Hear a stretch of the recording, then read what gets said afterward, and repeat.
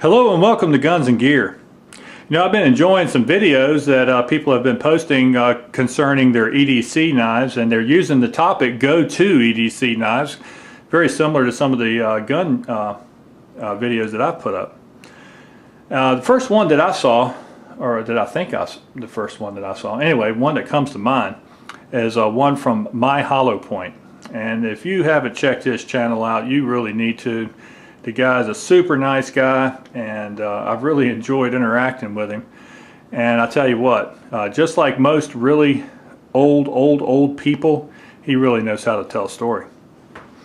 At any rate, he in his video talked about a knife that he had really lusted after, and but just didn't want to spend the $40 for.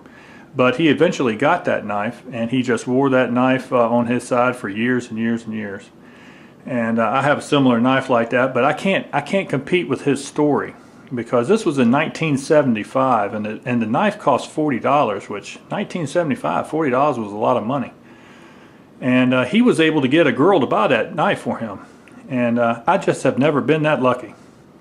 I tell you what, I am happily married, but if I could find a gal that would buy my knives and guns for me, I think my marriage might be in jeopardy. At any rate, over the years I've had a lot of knives. I just love blades of all types and sizes and shapes and everything else.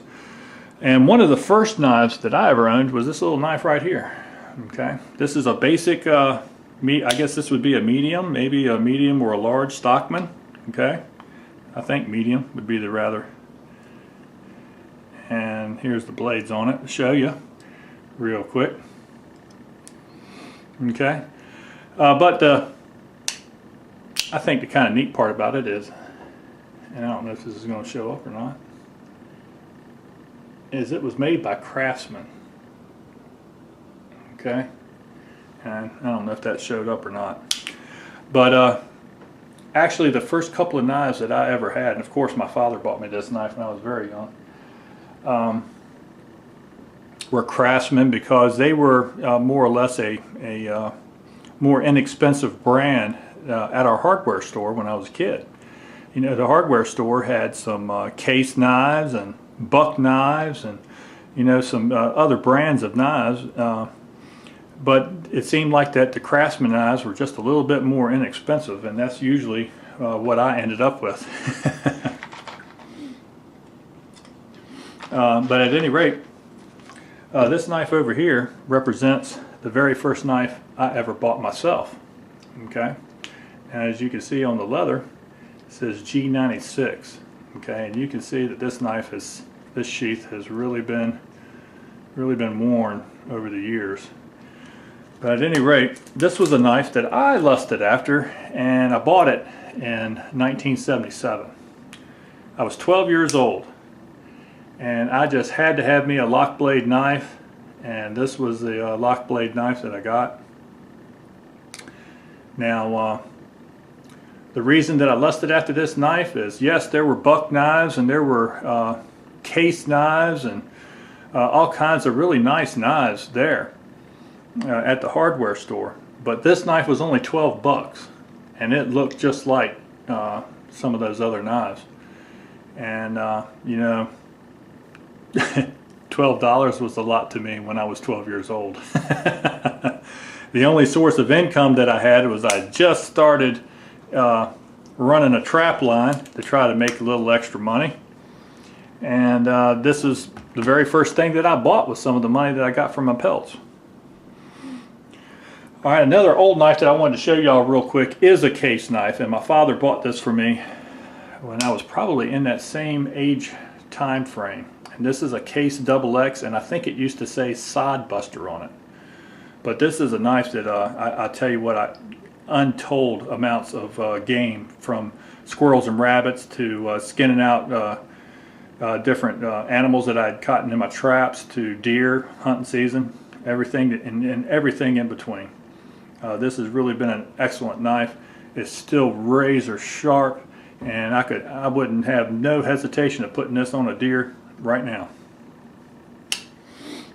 Now to go ahead and get into some of the knives that y'all would rather see, I'm sure.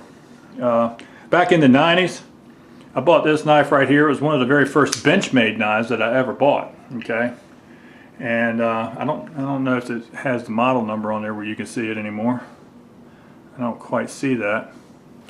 But this was a Walter Bren design knife, and I don't know if y'all can see the Walter Bren logo there. But at any rate, this was the very first knife I bought with that upswept, that recurve, I guess I should say. And I really liked the way that looked because I just thought that would be excellent for slicing and skinning. And it certainly proved to be that. It's made out of ATS 34, which back then was the premier super steel, okay? Or at least of the ones that I saw. And as you can see from the aluminum scales here in the pocket clip, this knife spent a lot of time in my pocket. It has a liner lock, and I think the blade is like between 3.5 and 3 3/4. All right, the next knife. This represents the most expensive knife I ever had. Pocket knife, anyway. This is a Combat Elite, and it has a serrated edge with a black Teflon whatever coating on there. I really liked the way this knife felt in my hand, and that is the reason that I bought it. Now, they sell several versions. I believe this is the version 3 that has the texture little pieces added on there, and they've really held up well and haven't come off. I just wish I hadn't gotten that serrated, that combination edge with that serrations on there, because as I learned, it's great for cutting rope and not much else. I don't really like it. I wish I would have used this knife a lot more had the serrations not been there. But Lord knows I ain't going to spend the money to buy another one of them things. In 2006, I got to go to my very first SHOT Show. And I went by the Lone Wolf display. And they had some of the knives that they were selling. And I happened to buy this knife right here and got a pretty good deal on it. This is the Lone Wolf T2. Okay.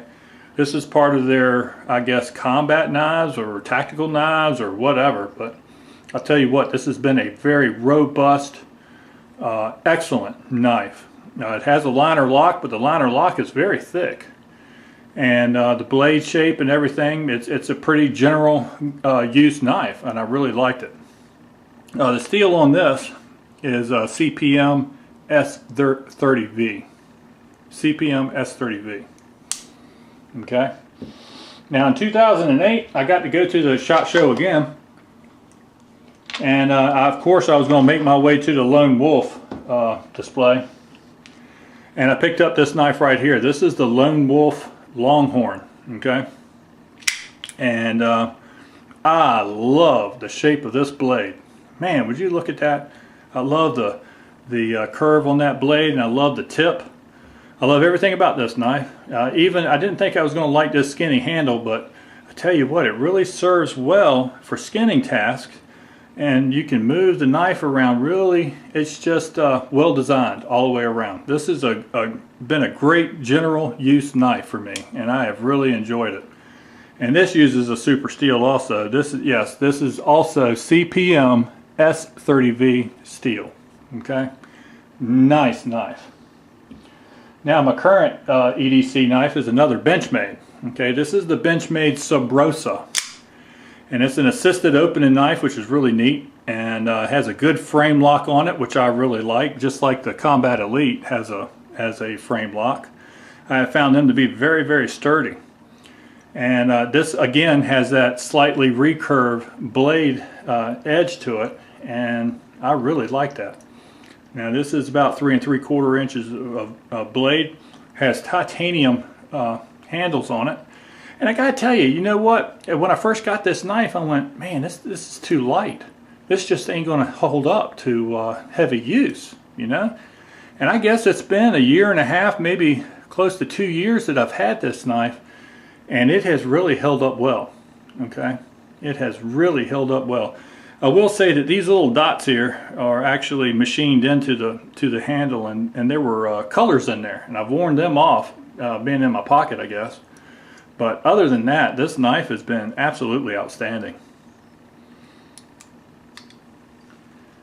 And of course I have a Swiss Army knife there, because you know I got in the habit a long time ago that it was kind of handy to have some tools, like a multi-tool or something of that nature. And I've always liked Swiss Army knives, and this particular Swiss Army knife is made by Winger, and it's a small knife, but yet it still has a lockable blade. Okay, and I've always kind of liked that little feature. And you know, you would think that this button gets in the way and it would easily be deactivated, but if you hold the knife like this lock kind of fits in between your fingers, and you know, you can't press it, or at least I can't deactivate it even if I wanted to. I actually had to go around here and push it down to close it. But this has a lot of little extra tools on it, and I've already done a video on that, so I'm not going to go through everything, but that is just a handy knife, and it finds its way into my pocket most every day. Alright folks, well, that's my video. I certainly appreciate you guys watching my videos. Thank you very much. And remember to shoot straight on the range and in life. Thanks.